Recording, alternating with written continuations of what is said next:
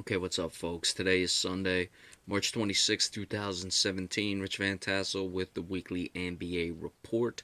I want to first start off before we get into the standings where every team ranks.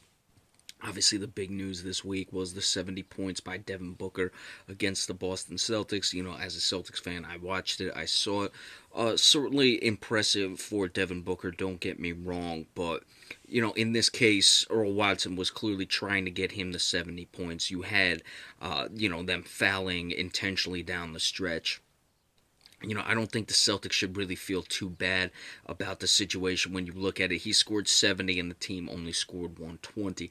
I'd say at least 10 to 12 of those points were late points that he probably wouldn't have gotten, if Earl Watson wasn't trying to get him 70 and all that. You take that off, let's just say 110, and he scored 60. That's still impressive. The Celtics were up big for most of the game, most of the fourth quarter, and still won the game by 10 points anyway. I'm not even saying that oh, he scored 70 and took the loss. If he scored 70 and it was a game where it was within a few possessions, a 5 point game or what, and Phoenix was in the game for most of the time, I would certainly give him much more credit. But the Celtics were in control for most of the game, so take it for what it is. I don't really have a problem with Earl Watson doing that. I mean, I think it was a bit of a mockery, but you're there to entertain, and I don't have a problem with the people who were there in the arena who were cheering him on either. You had the game in hand and you're looking to see something spectacular. So that's my take on that. Now, moving into the standings in the Eastern Conference, starting to get a little tight at the top. The Cleveland Cavaliers 47 and 25. They lost last night to the Wizards. Who are 45 and 28, 2.5 behind the Cavaliers. The Boston Celtics sandwiched in between them, just a half game back. They have one more loss. They've played one more game, 73 to the Cavs 72. They are 47 and 26, the half game back.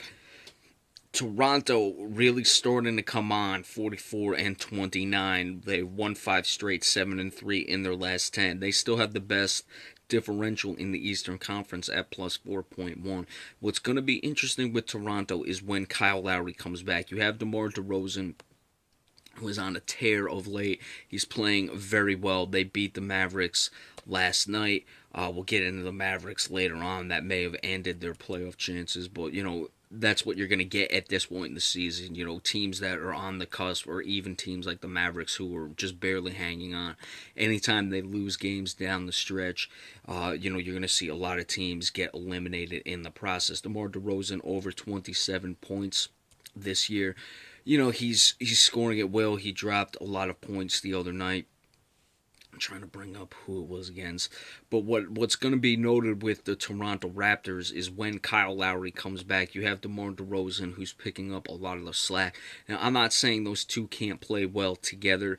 They clearly can. I mean, DeMar DeRozan, he had 40 and 42 the other night against Miami and Chicago. But all in all, over his last 5, he's averaging 27.2, and his average is 27.1 for the season. His last 10, only 24.2. So take out those big scoring nights, and his average is still right where it was. But when Kyle Lowry comes back, he's not expected to be back for the playoff when it comes. Now, like I said, I don't think that either one of these guys can't play together. They've shown that they can. I don't expect there to be some form of any animosity, anything of that nature.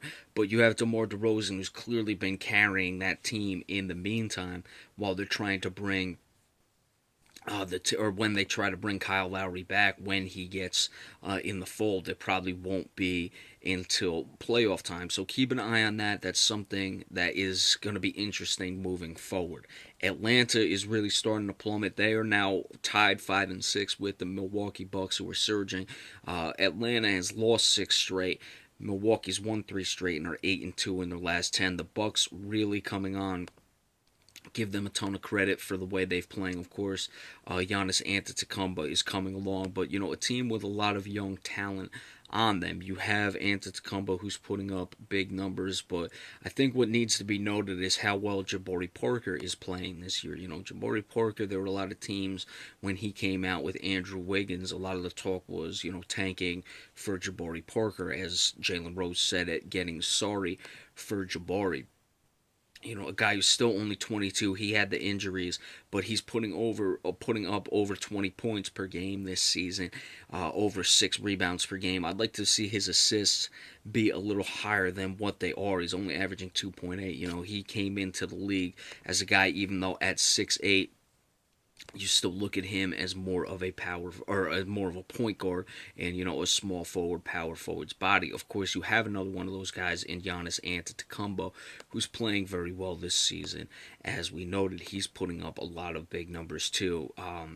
With Antetokounmpo, you look at a guy who is basically being overshadowed by the Russell Westbrooks, the James Harden, who are just putting up outrageous numbers. But Antetokounmpo, 23 points, 23.1 to be exact, 5.4 assists, 8.6 rebounds per game. I'm a little surprised that he's as high, or as his assist totals are higher to the level they are above Jabari Parker's. Indiana 36-36. They've lost 2 straight. Again, the Pacers just cannot seem to find their groove this season. It's been surprising. I think Jeff Teague has let them down in some respects. Paul George still putting up good numbers, but only 22.6 points per game. He's been higher than that. Teague 7.8 assists, which isn't bad. He's putting up some points, 15.3. That's right around where he's been the last couple of years. His shooting percentage, 44.3, not bad, 36 from behind the arc. So I don't know why Indiana can't seem to put it together. And then you have the Miami Heat, who currently hold the last playoff spot, 35-37.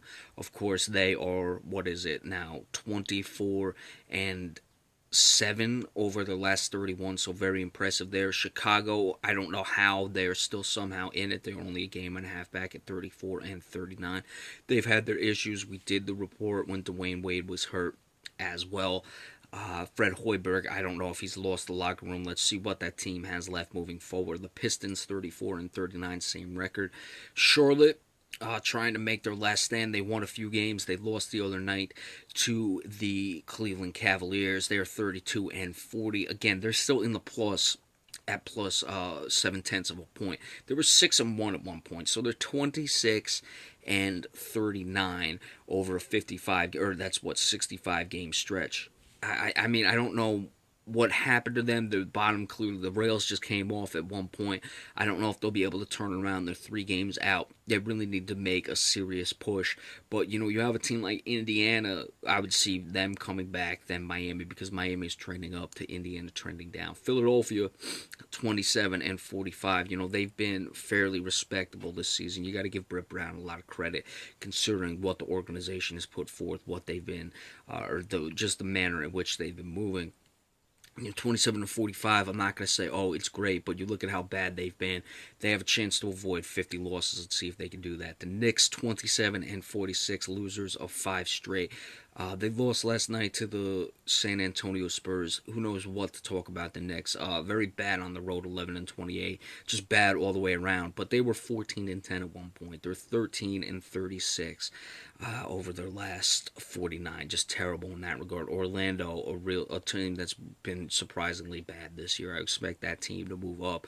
Though incremental strides coming into this year, they've moved down about as much as I was looking for them to move up. They've moved down, but still moved down nonetheless. And the Brooklyn Nets at 15-57, bad year, we know, of course, but they've been 4-6 in the last 10, won some games this year. Isaiah Whitehead has come along. Brook Lopez, of course, has put up his numbers, but you got to see with Brooklyn moving forward, they will have a first-round pick. It's just going to be where the Celtics finish this year, so at least something to try to look forward to. And that wraps up the Eastern Conference. In the West, of course, with the Golden State Warriors still at the top, they've seemed to find their stride. They won 6 straight. San Antonio 2 games back, 4 games, or winners of 4 in a row. Then the Houston Rockets 50-22. All 3 of those teams have clinched a playoff spot, as well as the Clippers, but the Clippers are in the 5th spot to the Utah Jazz in the 4th spot. I'm really not sure how that is. Obviously, tie-break scenarios, because they both have 44 wins. It's a half-game lead. Utah, as we've said last week, Utah, Clippers, Thunder, and I guess you can throw the Grizzlies in there, all separated by 3.5 games, spots 4 through 7. The Clippers would try to take the Utah Jazz over or anyone is going to try to get to that fourth seed to have home court advantage in the first round. Denver 35 and 37.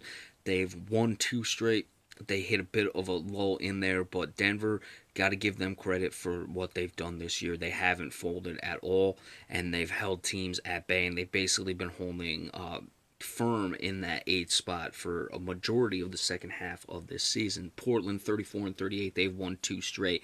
They are a game back. As we said, the Mavericks now dropped to 4 back of that last spot. I think they've fallen out of it. New Orleans lost the other night. They are 6 and 4 in their last 10. It took a little bit of time, as you may expect, for them to get started with DeMarcus Cousins, but they're really starting to come along. I don't think they can make the playoffs. They're 5 out. It's really Denver and Portland for that last spot. Minnesota is finished. I thought they may have had a chance to turn it around, but there they go, losers of 6 straight. Minnesota, next year something's got to happen, or you really got to look at this team and wonder just what the hell is going on, considering the talent they have on that team, bringing in a coach of Tom Thibodeau's ability. Sacramento then 27 and 45. Phoenix and the Lakers 22 and 51, 21 and 51. We discussed Devin Booker putting up those points, but they've lost 7 straight, 1 and 9 in the last 10. The Lakers 2 and 8 in the last 10. And all those teams are eliminated in the West. Power rankings: top Golden State Warriors, number 2 San Antonio Spurs, 3 Houston Rockets, 4 Cleveland Cavaliers, 5 Boston Celtics. All right, the Celtics play later on today, so we'll give you the Celtics report when that goes final. Be sure to stay tuned for that. And remember, we appreciate all subscriptions as well, so click the subscribe button. We'll see you in a little bit. Thanks so much.